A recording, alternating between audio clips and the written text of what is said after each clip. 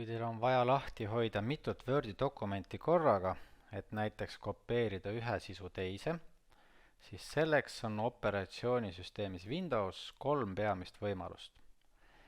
Esmalt avame dokumendi, mille sisu soovime kopeerida lahtiolevasse. Selleks valime ülevalt servast File, ava. Ja kui otsitav fail on hiljaaegu kasutatud, siis leiame ta loetelust hiljuti kasutatud. Meie fail on siin. Vajutan selle peal. Mitme dokumendi lahtiolemist on kõige mugavam kontrollida nii, et viite hiirekursori tegumirea Microsoft Wordi ikoonile. Antud juhul on avatud dokumendid sümbolid ja teksti videodes kasutamiseks. Siit kaudu saame ka nende vaadet vahetada. Näiteks kopeerime failist teksti videodes kasutamiseks esimese lõigu koos pealkirjaga faili sümbolid. Selleks selekteerin vastava lõigu, annan käsu kopeeri, liigun läbi tegumirea faili sümbolid,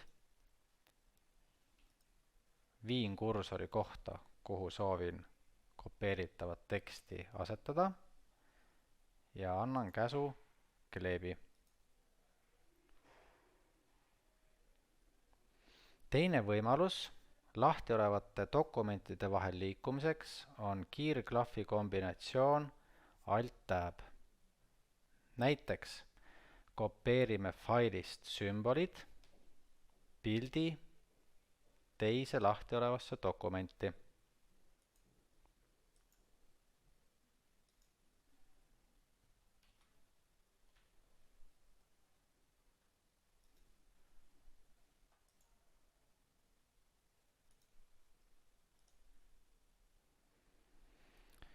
Kui ümbertõstetavaid andmeid on palju, siis kõige mugavam viis kahe dokumendi vahel liikumiseks on ekraani poolitamine.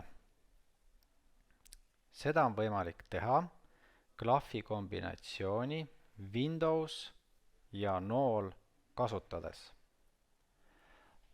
Antud juhul poolitame dokumendi teksti videodes kasutamiseks paremale poole ekraanil.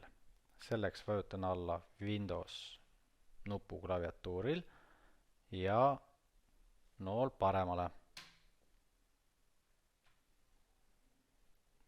Seejärel süsteem küsib, millist akent soovite teisele poole.